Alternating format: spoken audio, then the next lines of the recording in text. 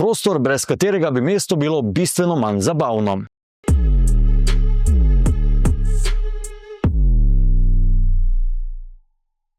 Mariborski Štuk te dni praznuje 40 let. To je za koncertno dvorano približno toliko kot 80 let za človeka. Spoštovanja vredno starost torej.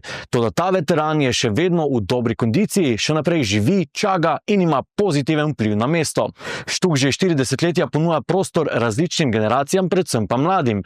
Za Maribor in študente je bil vedno nekaj med dnevno sobo, šankom in kulturnim laboratorijem, tam, kjer se rodi vse od novih prijateljstev in ljubezni do dvomljivih plesnih potez.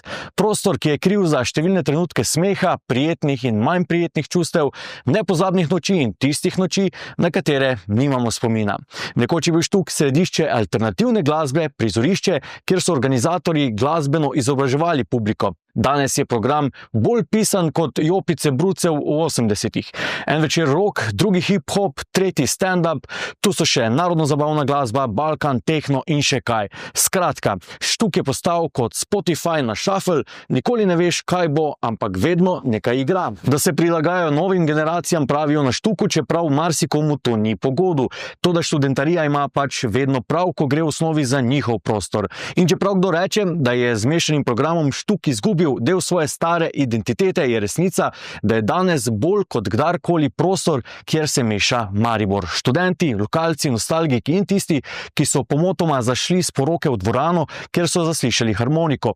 In tudi v tem je čar Štuka. Redko najdeš kraj, kjer lahko v enem tednu doživiš toliko raznolikega, pa da vse skupaj deluje čisto logično.